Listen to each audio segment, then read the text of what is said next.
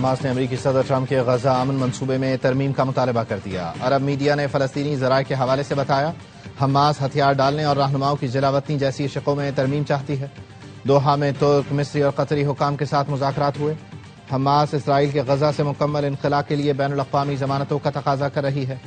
اسرائیل غزہ سے مکمل انخلاء کرے اور حماس رہنماؤں کے خلاف اندرون یا بیرون ملک ٹارگٹ کلنگ نہ کی جائے۔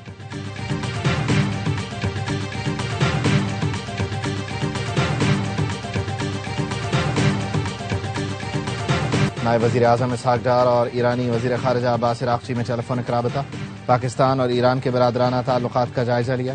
دفتر خارجہ کے مطابق علاقائی صورتحال، امن و سلامتی کے فروغ کے لیے جاری سفارتی کوششوں پر تبادلہ خیال کیا گیا۔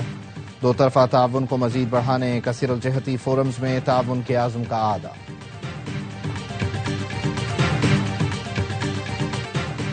اور کراچی میں ڈکیتی سے بچنے کے لیے شہری کی فائرنگ، راہگیر بچہ جان بحق، فائرنگ کرنے والے کار سوار کا اپنا بچہ بھی زخمی ہوا۔ پولیس کا کہنا ہے شہری نیو کراچی سے رقم لے کر جا رہا تھا، ڈاکوؤں نے معمار موڑ پر لوٹنے کی کوشش کی تھی۔ محسن کرے گا احسان، ٹرافی لینے خود آئے ہندوستان۔ چیئرمین اے سی سی نے بھارتی میڈیا کا پروپیگنڈا ضمیع بوس کر دیا، گودی میڈیا کو جواب دیا۔ بھارتی بورڈ سے معافی مانگی ہے، نہ مانگوں گا، پھر کہوں گا ٹرافی چاہیے تو اے سی سی کے دفتر آ جائیں۔ جھوٹ پر پلنے والا بھارتی میڈیا اپنے عوام کو بے وقوف بناتا ہے۔ بھارت کرکٹ میں سیاست لایا اور کھیل کی ساکھ کو متاثر کیا۔ بھارت کو گراؤنڈ میں ٹرافی دینے کے لیے تیار تھا، اب بھی تیار ہوں۔ بھارت کو ٹرافی چاہیے تو اے سی سی آفس میں آ کر مجھ سے لے لیں۔ اے سی سی اجلاس میں بھی محسن نقوی نے بھارت کو یہی جواب دیا تھا، ٹرافی چاہیے تو میرے دفتر آنا ہوگا۔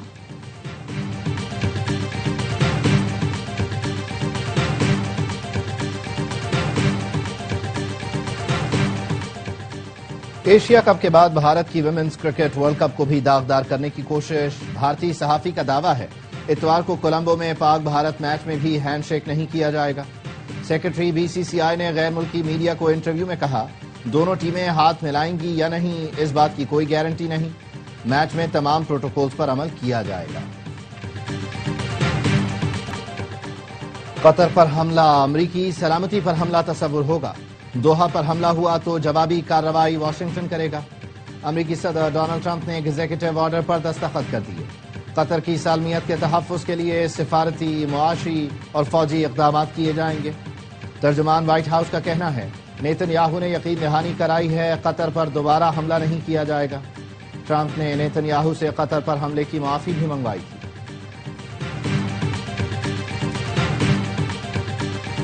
ہم نے بغیر وعدوں کے کام مکمل کیے، بہت سے لوگوں نے اعلانات اور جھوٹے وعدے کیے، لوگ ان کا راستہ تکتے رہ گئے۔ جو کہتے ہیں ہم چپ کر کے دفتر میں کام کرتے ہیں، وہ کام نہیں کرتے۔ جب سے سیلاب آیا ہے 2 یا 3 بار دفتر گئی، کبھی ایک شہر تو کبھی دوسرے شہر میں ہوتی ہوں۔ وزیر اعلیٰ پنجاب مریم نواز کا مری میں نواز شریف کارڈیالوجی سینٹر کی افتتاحی تقریب سے خطاب، کہا پنجاب میں ان تمام امراض کے اسپتال بھی بن رہے ہیں جن کا علاج ملک میں کہیں نہیں۔ مریم نواز کا راولپنڈی سے مری کے لیے ٹرین سروس کا اعلان، کہا مری کے لیے بسیں بھی آرڈر کر دی، بہت جلد 15 بسیں لے کر آؤں گی۔ طلباء، بزرگوں اور خواتین کے لیے گرین لائن بس مفت ہوگی۔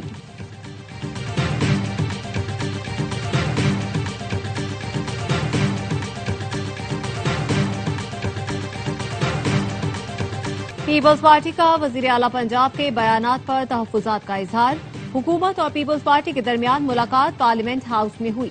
نائب وزیر اعظم اسحاق ڈار، رانا ثناء اللہ اور اعظم نذیر تارڑ شریک ہوئے۔ پیپلز پارٹی کی نمائندگی نوید قمر، اعجاز جاکھرانی نے کی۔ ذرائع کا کہنا ہے پیپلز پارٹی نے حکومت کو اپنے تحفظات سے آگاہ کر دیا۔ نائب وزیر اعظم کی پیپلز پارٹی کو تحفظات دور کرنے اور پی پی کو معاملات خوش اسلوبی سے حل کرنے کی یقین دہانی، حکومت اور پی پی کا پارٹی رہنماؤں کو بیان بازی سے روکنے پر اتفاق۔ گزشتہ روز پیپلز پارٹی نے سینٹ میں قانون سازی میں حصہ لینے سے انکار اور قومی اسمبلی سے واک آؤٹ کیا تھا۔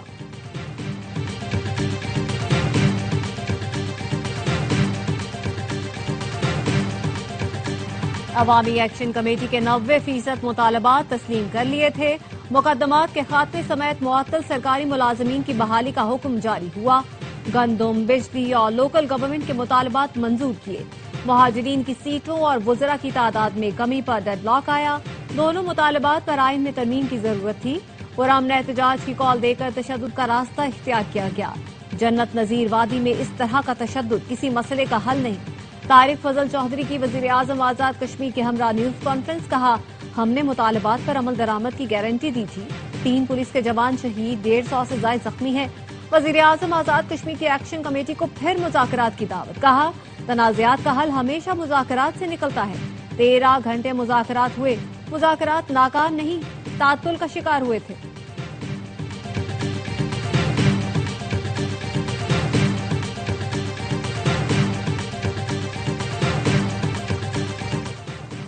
سیکیورٹی فورسز کا خوزدار میں انٹیلیجنس بنیاد پر آپریشن، خواتین کے لباس میں فرار کی کوشش کرنے والے 4 دہشت گرد گرفتار، دہشت گردوں سے اسلحہ اور گولہ بارود بھی برآمد ہوا۔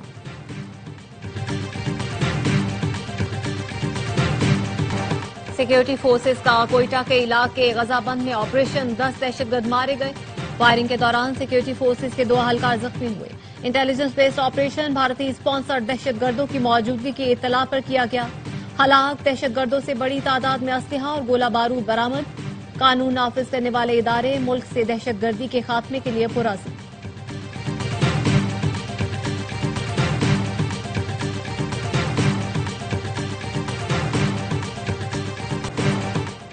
کوئٹہ خودکش دھماکے کے مزید 2 زخمی دم توڑ گئے، جاں بحق ہونے والوں کی تعداد 12 ہو گئی۔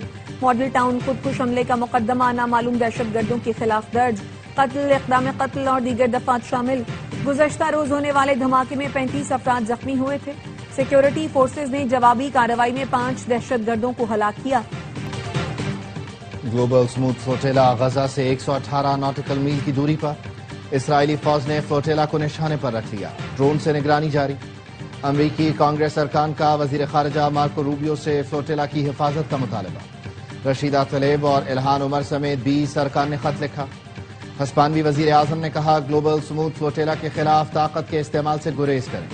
فلوٹیلا انسانی ہمدردی کا مشن ہے، اسرائیل کے لیے خطرہ نہیں۔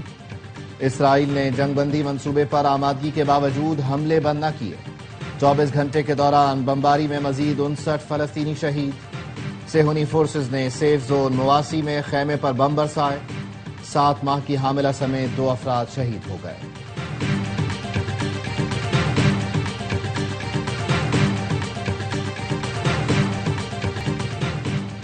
این سی سی آئی کا بانی پی ٹی آئی سے سوشل میڈیا اکاؤنٹ سے متعلق پھر تفتیش کا فیصلہ۔ این سی سی آئی نے 21 سوالات پر مشتمل سوال نامہ بانی پی ٹی آئی کے حوالے کر دیا، جس میں پوچھا گیا ٹویٹر اکاؤنٹ کہاں سے آپریٹ ہوتا ہے، کون ٹویٹس کرتا ہے، کیا آپ ان ٹویٹس کو اون کرتے ہیں، ملک مخالف ٹویٹس بھی آپ کے اکاؤنٹ سے ہی کی جا رہی ہیں۔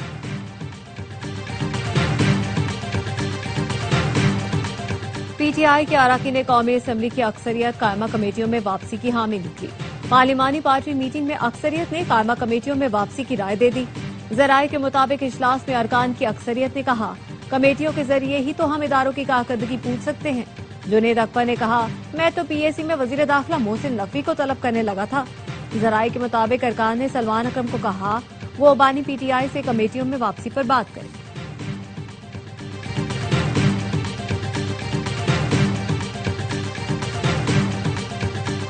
سیلاب سے متاثر علاقوں میں اب تک پانی جمع، بیماریاں پھیلنے کا خدشہ، متاثرین نے فوری امداد کی اپیل کر دی۔ چشتیاں کے کئی علاقوں میں پانی اترنے لگا لیکن پریشانیاں کم نہ ہوئیں۔ بیوہ خاتون نے ARY نیوز کو بتایا روزی رہی نہ سہارا، سیلاب میں ان کا سب کچھ بہہ گیا۔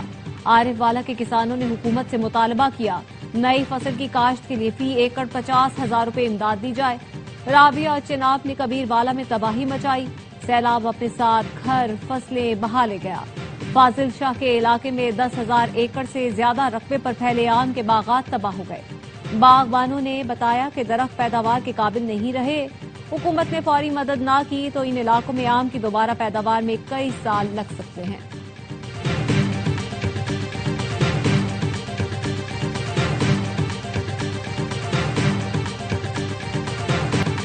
مریم نواز نے کینال کا معاملہ چھیڑ کر پھر جاگ پنجابی جاگ کہا ہے۔ میئر کراچی مرتضی وہاب کہتے ہیں کچھ کہوں گا تو مریم بی بی ناراض ہو جائیں گی، مجھ میں اور ازما بخاری میں فرق ہے۔ سیلاب سے متاثرہ پنجاب کے لوگوں کی دلچسپی الیکٹرک بسوں میں نہیں، مسائل کے حل میں ہے۔ کراچی کے لیے 20 ارب ایک لالی پاپ ہے. یہ نہیں ہو سکتا کہ اسلام آباد میں بیٹھا شخص اس شہر کے فیصلے کرے. جب لاہور کے لیے PIDCL نہیں تو پھر کراچی کے لیے کیوں؟ اسلامی جمہوریہ چین کے قیام کے 75 برس مکمل. بیجنگ میں شاندار پریڈ، دفاعی طاقت کا بھرپور مظاہرہ. چینی صدر نے قومی ہیروز کی یادگار پر پھول رکھے. صدر آصف علی زرداری، وزیر اعظم شہباز شریف اور وزیر داخلہ محسن نقوی کی چینی قیادت اور عوام کو مبارکباد. آصف زرداری نے کہا صدر شی جن پنگ نے چین کو ترقی کی نئی سرحدوں تک پہنچایا. شہباز شریف نے کہا پاک چین دوستی آئندہ نسلوں کے لیے اہم ترقی اور خوشحالی کی ضمانت ہے. محسن نقوی کا کہنا تھا چین کی معاشی، سماجی اور عسکری میدان میں کامیابیاں خطے کے لیے ترقی اور استحکام کا باعث ہیں.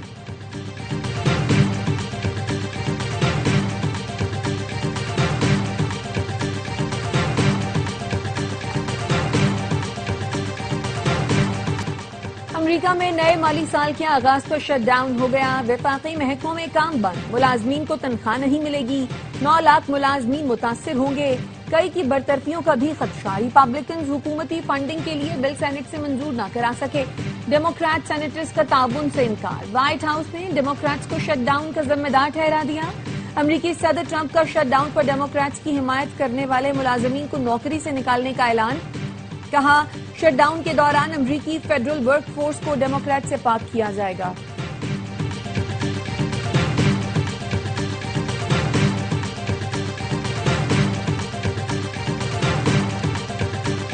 فلپائن میں 6.9 شدت کے زلزلے نے تباہی مچا دی. اموات کی تعداد 69 ہو گئی. 100 سال پرانے چرچ سمیت درجنوں عمارتیں زمیں بوز. باسکٹ بال میچ کے دوران اسپورٹس کمپلیکس گر گیا. مس فلپائن کے مقابلہ حسن کے دوران زلزلے کے باعث چیخو پکار ہونے لگی. زلزلے کا مرکز پالپون کے مغرب میں تھا. گہرائی 10 کلومیٹر تھی.